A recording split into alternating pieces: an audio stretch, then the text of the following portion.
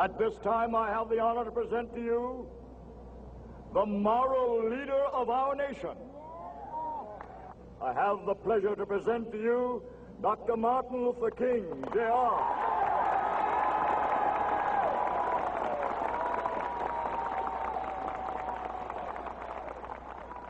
I am happy to join with you today in what will go down in history as the greatest demonstration for freedom in the history of our nation.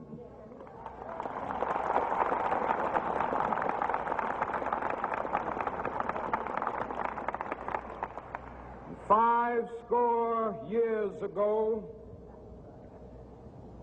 a great American in whose symbolic shadow we stand today signed the Emancipation Proclamation. This momentous decree came as a great beacon light of hope to millions of Negro slaves who had been seared in the flames of withering injustice. It came as a joyous daybreak to end the long night of their captivity. But 100 years later, the Negro still is not free. 100 years later, the life of the Negro is still sadly crippled by the manacles of segregation and the chains of discrimination. 100 years later, the Negro lives on a lonely island of poverty in the midst of a vast ocean of material prosperity. 100 years later, the Negro is still languished in the corners of American society and finds himself in exile in his own land. And so we've come here today to dramatize a shameful condition. In a sense, we've come to our nation's capital to cash a check. When the architects of our republic wrote the magnificent words of the Constitution and the Declaration of Independence, they were signing a promissory note to which every American was to fall heir. This note was a promise that all men, yes, black men as well as white men, would be guaranteed the unalienable rights of life, liberty, and the pursuit of happiness. It is obvious today that America has defaulted on this promissory note insofar as her citizens of color are concerned. Instead of honoring this sacred obligation, America has given the Negro people a bad check, a check which has come back marked insufficient funds.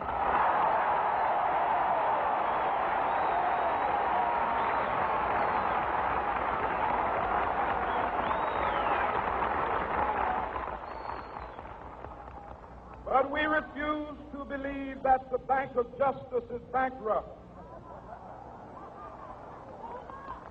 We refuse to believe that there are insufficient funds in the great vaults of opportunity of this nation. So we've come to cash this check, a check that will give us upon demand the riches of freedom and the security of justice.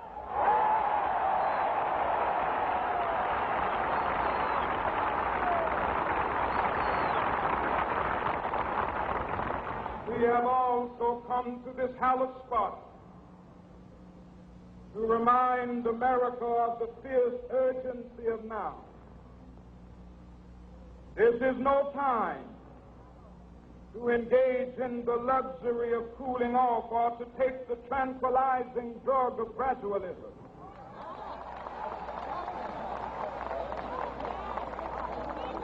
Now is the time to make real the promises of democracy. Now is the time to rise from the dark and desolate valley of segregation to the sunlit path of racial justice. Now is the time to lift our nation from the quicksands of racial injustice to the solid rock of brotherhood. Now is the time to make justice a reality for all of God's children. It would be fatal for the nation to overlook the urgency of the moment. This sweltering summit of the Negro's legitimate discontent will not pass until that is an invigorating autumn of freedom and equality. 1963 is not an end, but a beginning. Those who hope that the Negro needed to blow off steam and will now be content will have a rude awakening if the nation returns to business as usual.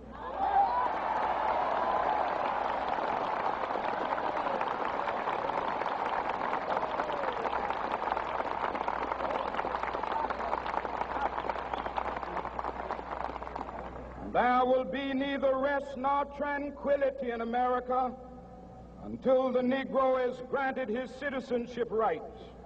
The whirlwinds of revolt will continue to shake the foundations of our nation until the bright day of justice emerges. But that is something that I must say to my people who stand on the warm threshold which leads into the palace of justice. In the process of gaining our rightful place, we must not be guilty of wrongful deeds. Let us not seek to satisfy our thirst for freedom by drinking from the cup of bitterness and hatred.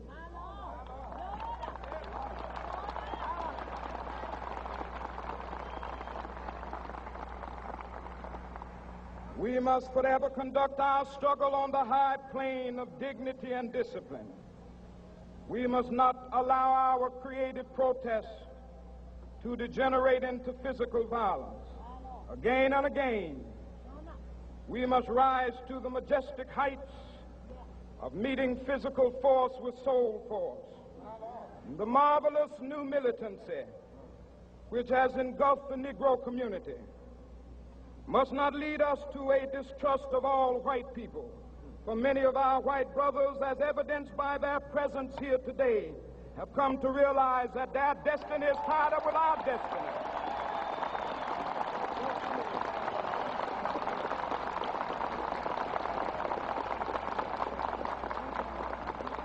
And they have come to realize that their freedom is inextricably bound to our freedom. We cannot walk alone. And as we walk, we must make the pledge that we shall always march ahead.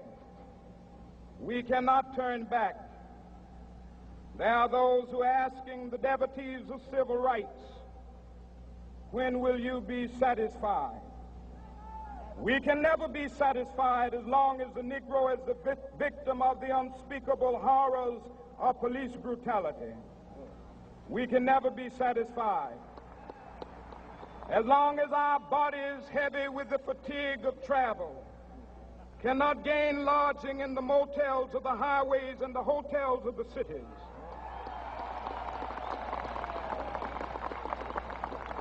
We cannot be satisfied as long as the Negro's basic mobility is from a smaller ghetto to a larger one. We can never be satisfied as long as our children are stripped of their selfhood and robbed of their dignity by signs stating for whites only.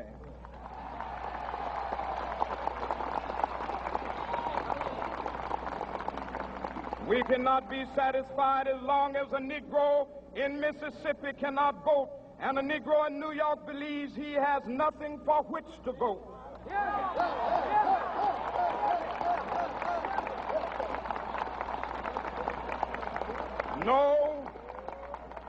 No, we are not satisfied, and we will not be satisfied until justice rolls down like waters and righteousness like a mighty stream.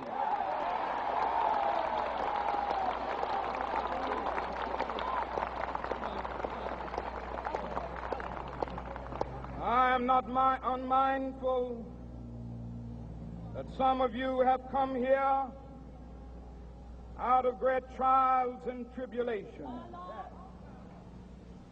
Some of you have come fresh from narrow jail cells.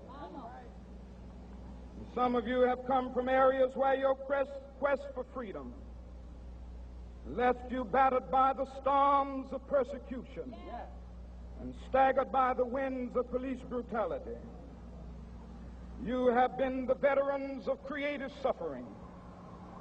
Continue to work with the faith that unearned suffering is redemptive.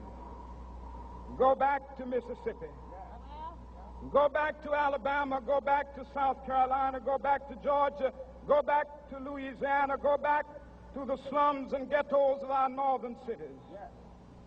Knowing that somehow this situation can and will be changed. Let us not wallow in the valley of despair. I say to you today, my friend,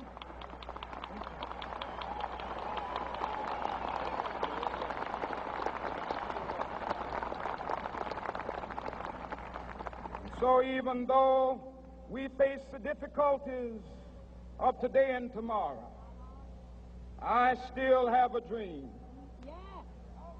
It is a dream deeply rooted in the American dream. I have a dream that one day this nation will rise up and live out the true meaning of its creed. We hold these truths to be self-evident, that all men are created equal.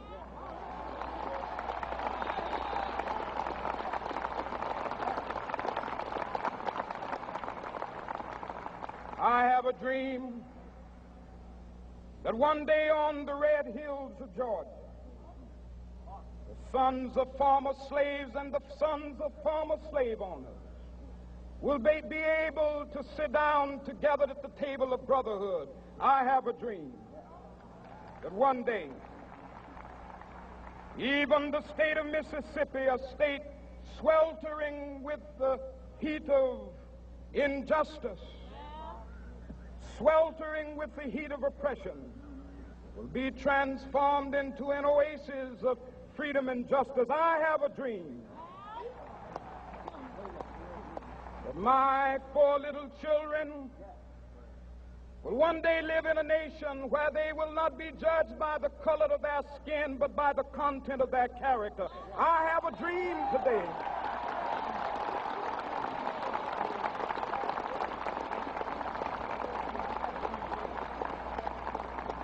I have a dream that one day down in Alabama, with its vicious racists, with its governor having his lips dripping with the words of interposition and nullification, one day right there in Alabama, little black boys and black girls will be able to join hands with little white boys and white girls as sisters and brothers. I have a dream today.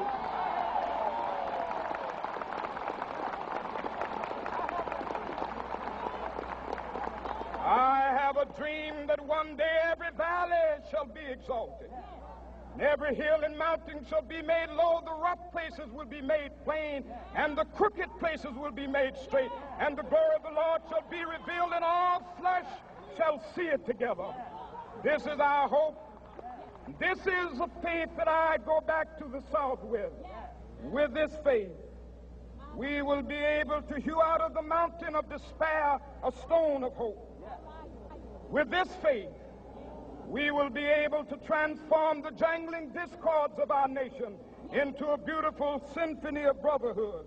With this faith, we will be able to work together, to pray together, to struggle together, to go to jail together, to stand up for freedom together, knowing that we will be free one day. This will be the day. This will be the day when all of God's children will be able to sing with new meaning, "My country, tears of thee. Sweet land of liberty, of thee I sing. Land where my fathers died, land of the pilgrim's pride. From every mountainside, Let freedom ring, and if America is to be a great nation, this must become true. And so let freedom ring from the prodigious hilltops of New Hampshire. Let freedom ring from the mighty mountains of New York. Let freedom ring from the heightening Alleghenies of Pennsylvania. Let freedom ring from the snow-capped Rockies of Colorado. Let freedom ring from the curvaceous slopes of California. But not only that, let freedom ring from Stone Mountain of Georgia. Let freedom ring from Lookout Mountain of Tennessee. Let freedom ring from every hill and molehill of Mississippi, from every mountainside. Let freedom ring, and when this happens, and when we allow freedom ring, when we let it ring from every village and every hamlet, from every state and every city, we will be able to speed up that day when all of God's children, black men and white men, Jews and Gentiles, Protestants and Catholics, will be able to join hands and sing in the words of the old Negro spiritual, free at last, thank God Almighty, we are free at last.